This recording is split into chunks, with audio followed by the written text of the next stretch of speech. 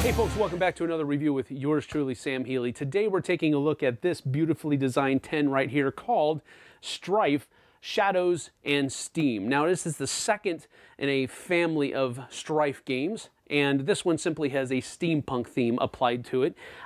So it is a two-player card game where you're battling over different locations within a city, I believe, and so let's get down to the table. I'll show you how it works, and then after that, we'll come back with some final thoughts.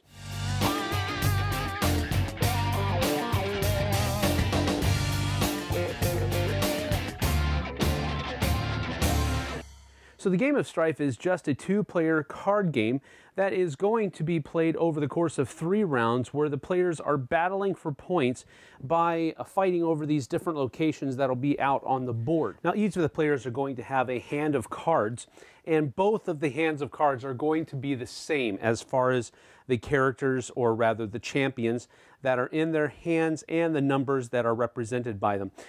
So numbers 0 through 9 is the spread, and each champion has 2 listed effects on them. First of all, he has a battle effect, which is listed up here in the top half, and then in the bottom half he has a legacy effect that only takes place in the legacy phase of the game. So each turn is basically split up into different phases. The first phase is the select champions phase, where you select a champion for the one of the battlefields that are out here. Normally, the battlefield that is furthest away from the draw deck is the one that is current and the one that will be battled over that turn. In the first turn of the game, though, you select 2 champions. You select one for the battlefield and one that is going to be your legacy champion. After my opponent has done the same thing, they've chosen their battle champion and their legacy champion, we turn each one over respectively, like so. At this point, we go through the battle phase first, where this is decided. So here we look at the numbers of the 2 battle champions, and the highest number champion will activate first. So the infiltration of the royal agent will happen first. It says you may force your opponent to set aside a champion from their hand. If you do, you may activate the set aside champion's battle ability as if it were the royal agents. So they would take their hand of cards, and if the player of the royal agent decided to, they would choose one of their cards to set aside. So let's say that we're going to choose to set aside the illusionist. Now the illusionist says, now you see me add 7 to the illusionist's power. So probably not a good choice, but this is set aside later on, and now the royal agent is going to use that person's ability as their own. So we add 7 to the royal agent's power, making it a 13. And so now the gambler will be able to fire off their battle ability, and it says winning hand. You may end the current combat without activating any further abilities.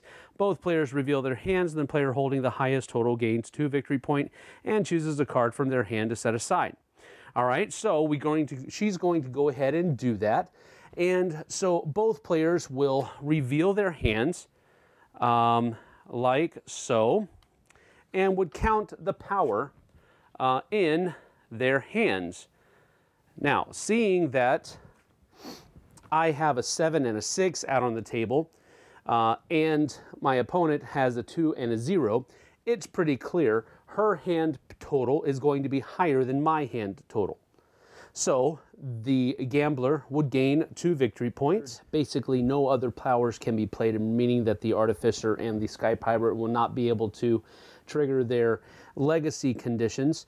These are turned back over like so. The combat here, it's a 13-2, so it's definitely a 3-point win here for the Royal Agent. At this point, Royal Agent becomes the legacy, gambler becomes the legacy champion over here, and then we clean up any tokens that are out here based on these here would come back off the board.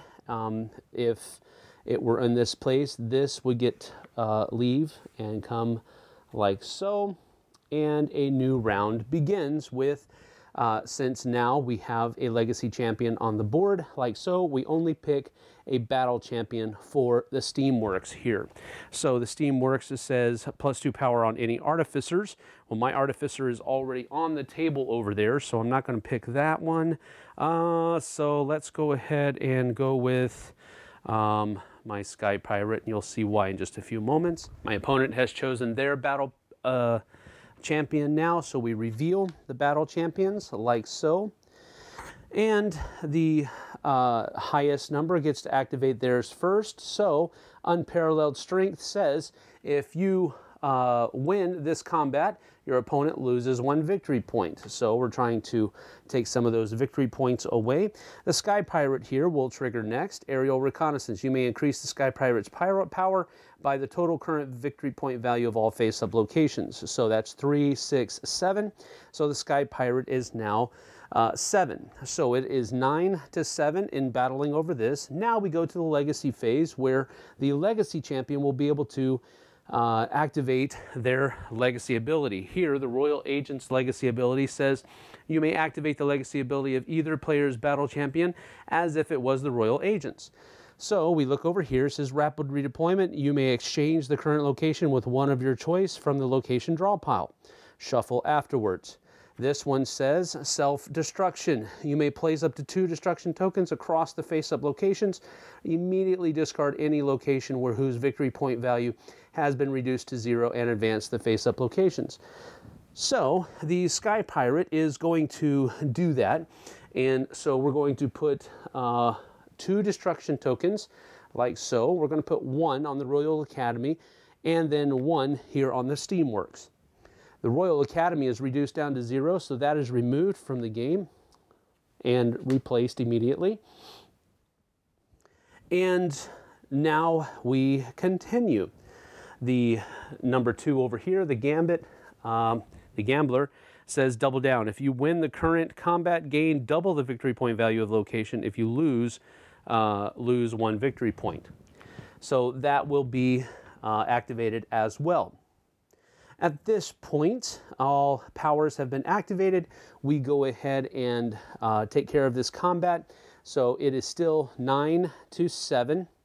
Actually, no, it's 9 to 8 now, but I can't get anything else. So the Clockwork Man here does win, which means I have to lose 1 victory point over here.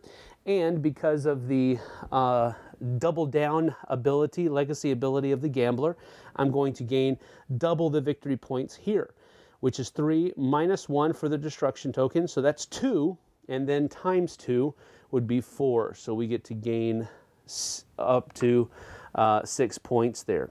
At this point, the battle champion comes down, and so forth and so on.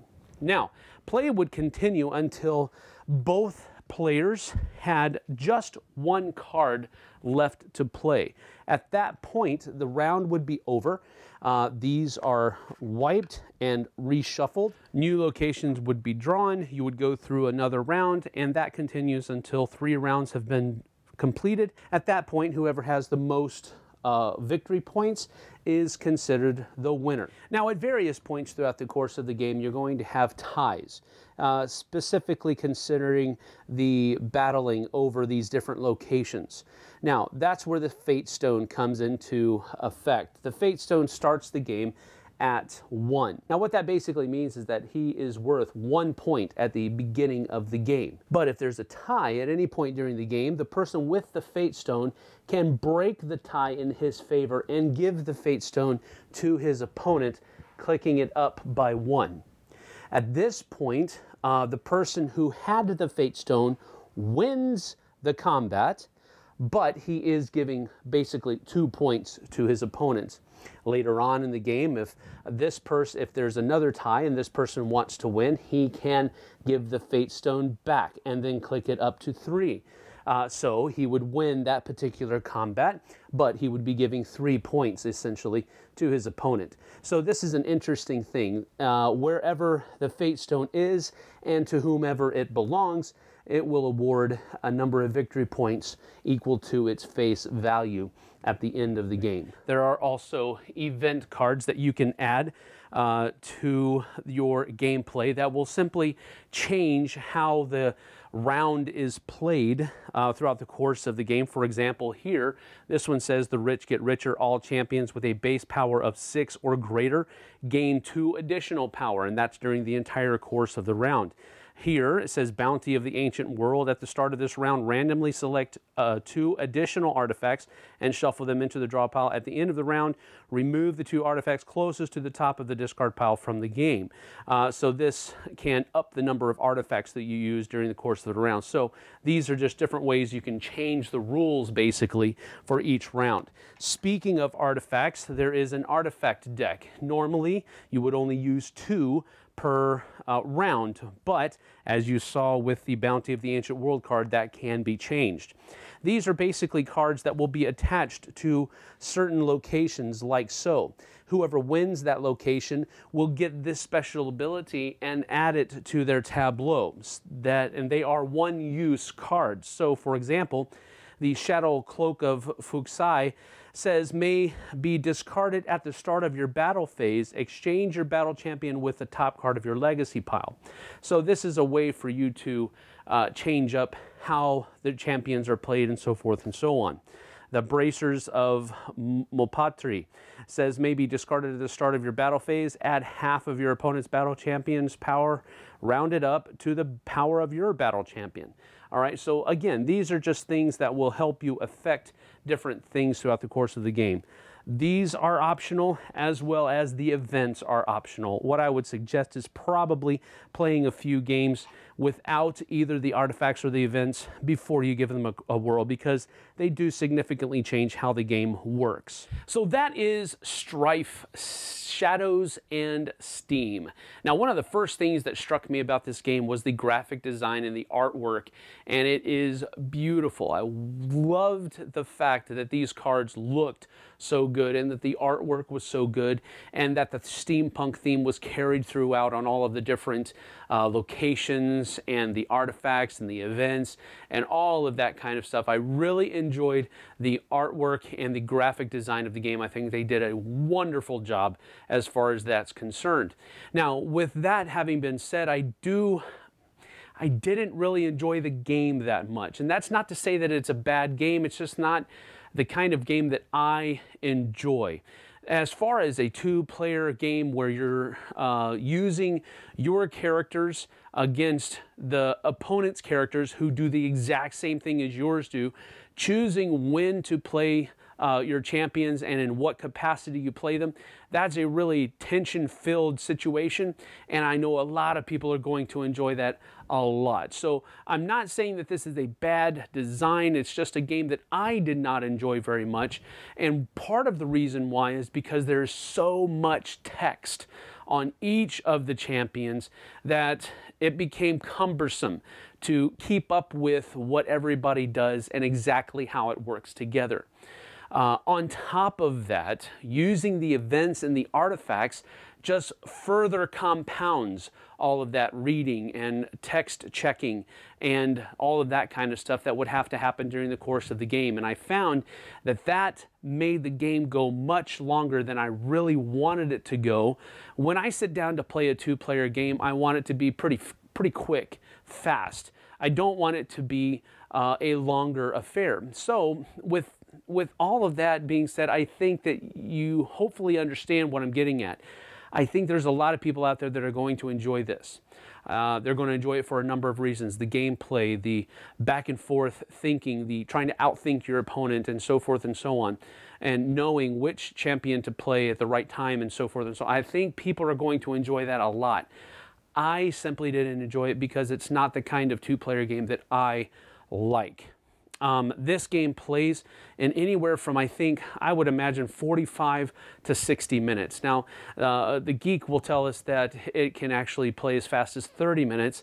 I have trouble believing that because I don't think I played a game of it that lasted less than 60 minutes. So there is some I think fudging that went with the time frame there. I guess it's possible for certain things using the events and whatnot where a game can be done in 30 minutes, but I just don't, I didn't experience that at all. Now, I can play a game of Memoir 44 with setup and takedown in about 30 to 45 minutes. So that's the comparison I have, at least with the time aspect, how much time it's taking. And so with one of my favorite games taking basically the same amount of time, and it's a two-player game, this is having a rough time because it's going up against some really good games that I think use my time much more efficiently. And so with that, I think that, like I said before, people are going to enjoy Strife. I think that's very, very sure. I don't enjoy it because there's too much text, and the level of convolution that all of that text produces is just way too high for me. So with all that being said, I'm going to give this about a 5 out of 10, but that's just my personal rating. By all means, if you've watched the video and you've seen something that you like, as I always say, try before you buy, people. But this is not going to be staying inside my collection at all because it just doesn't hit my wheelhouse, not even close. So that is Strife, Shadows, and Steam. We'll see you guys on the flip side.